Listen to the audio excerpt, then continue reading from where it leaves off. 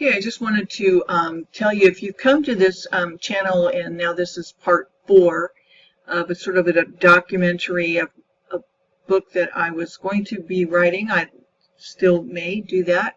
You need to go back and look at the first and second and third videos for this to really make any sense. And I just wanted to show you there are other sites you can look at today's Christian who is, gay. Homosexual singers among Christian music stars. This is a big deal right now going on. You have, people who are lesbian, you have people who are lesbian who are, Christian and understand what it's like to be gay, and there is a lot of closeted gay Christians who just don't want to come out because they're afraid that they will experience the same thing that I experience, no matter if it's a Catholic church or Protestant church or Lutheran or Calvin or any denomination, really. Any gay person is worried about coming out, no matter what part of the world they live in, because of being misunderstood and ostracized by the world and condemned by the world because of their ignorance.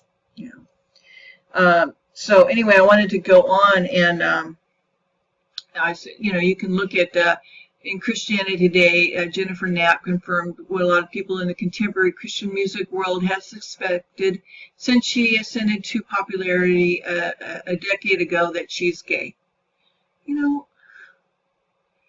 God gave gay people so much in gifts to give to the world. So much divine gift.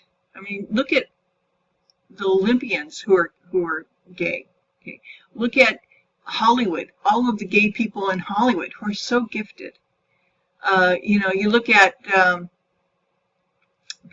people who are artists who are gay, there's so many areas of creativity that you're going to find very sensitive gay people, gay, lesbian, bisexual people. And we really need to take a step back, take a breath, put our Jesus on, if you will, and look at what the Lord sees. Because He made us. Okay? He made us just the way that we are. Come out from among them, it says here in this article.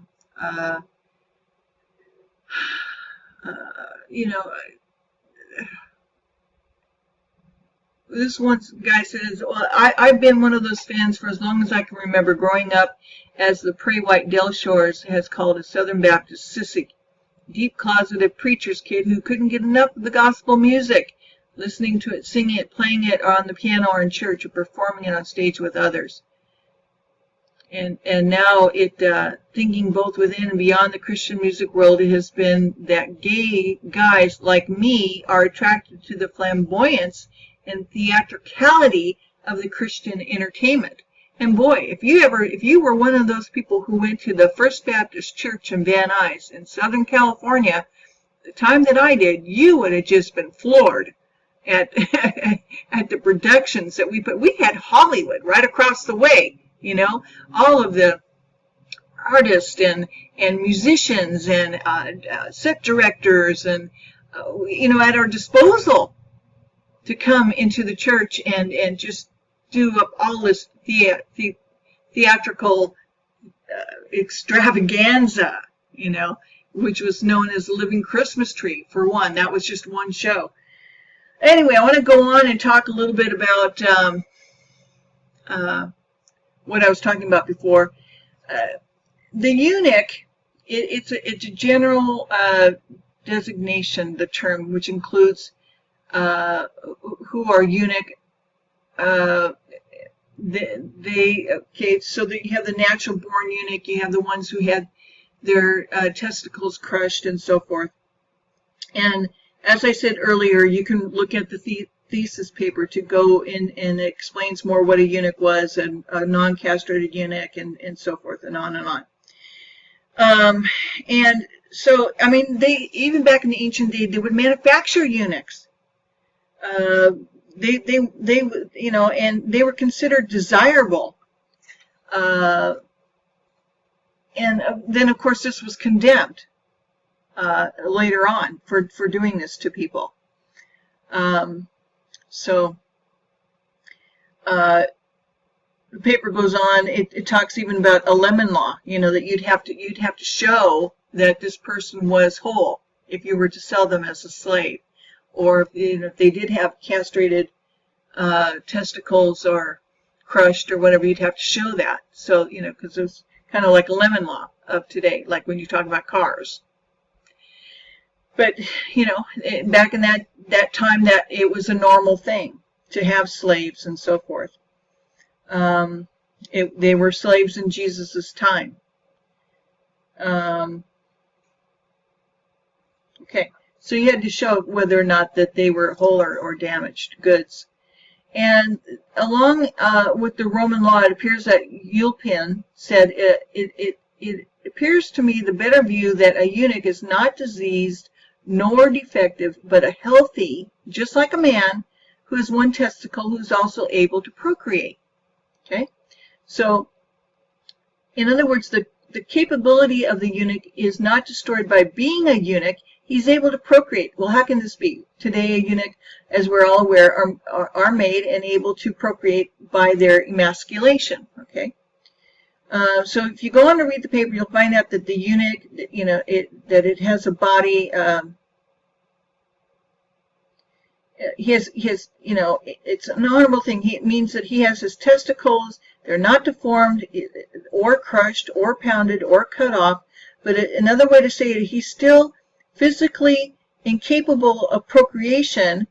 If the eunuch is able, then, you know, okay, great. But in one category that's left for this person is to be called a natural eunuch. That's where the term natural eunuch came from the Roman days. Okay, the paper goes on to talk about them being able to make wills in the ancient era, perform guardianship duties where free men, unlike mutilated eunuchs. In fact, a natural-born eunuch had the rights to be able to have the rights and duties of any ordinary man.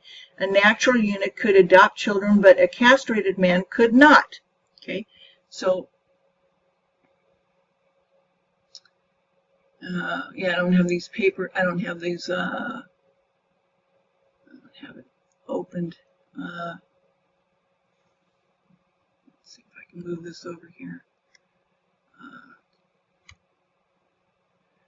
Okay.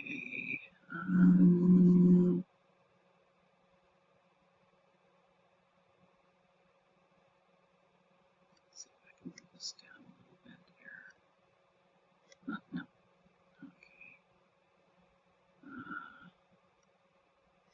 Okay, so, but I've already shown this, but you can see the third genders in ancient Egypt.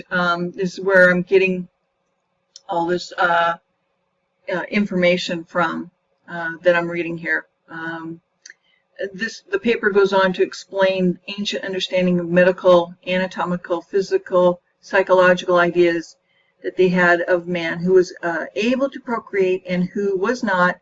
They had no understanding of being celibate towards another human being. Okay, they didn't have that term back then.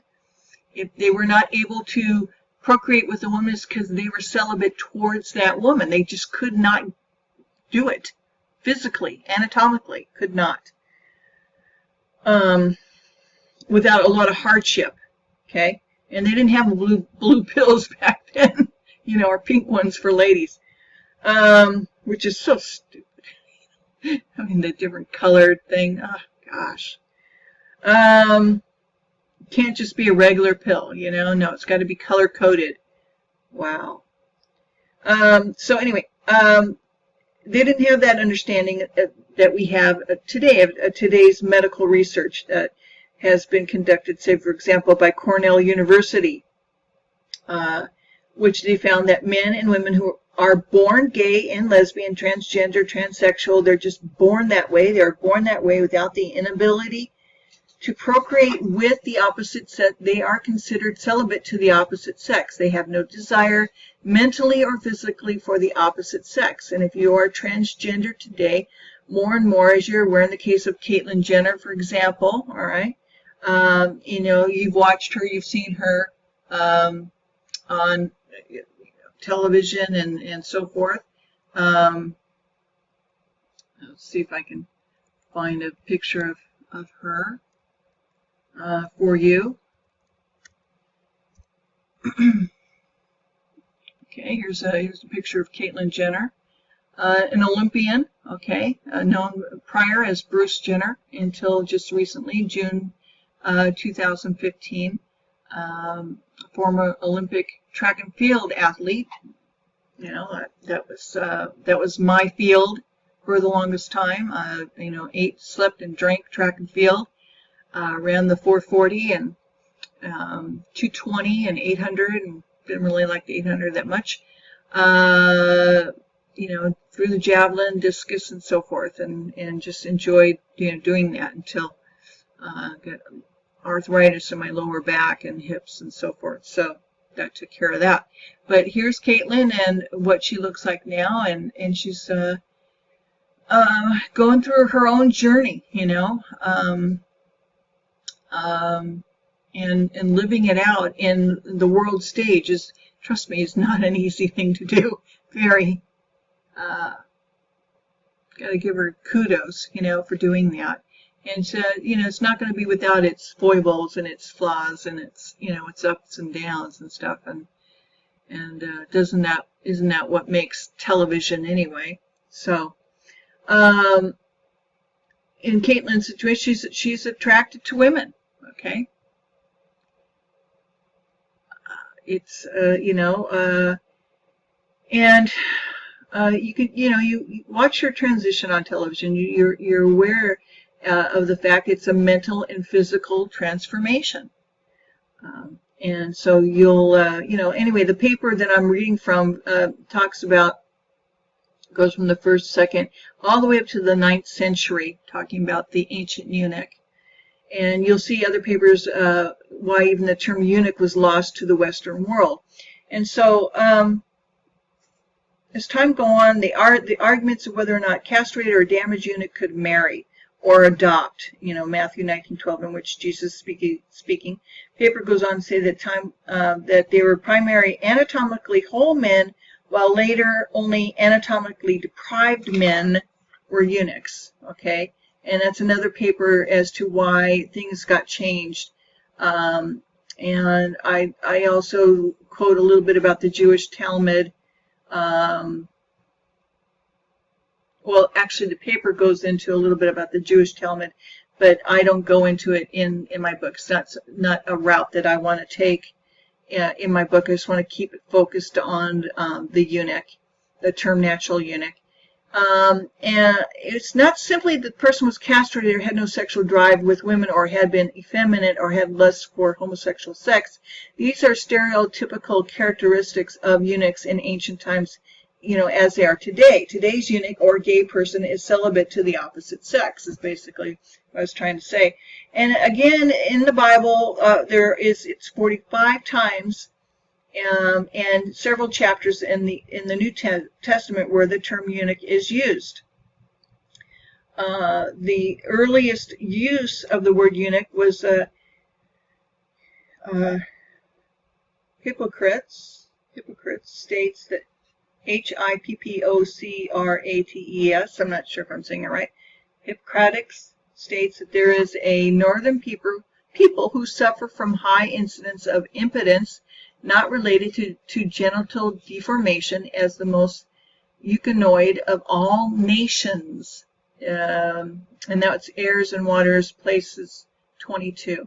In the Greek, you can use another term, ekomasis, Ektomias, Histories 3.48 through 49 and 3 and 92, instead of a general designation of the term eunuchos. Rather than duplicate other people's work, I'm just citing their work, okay? So in today's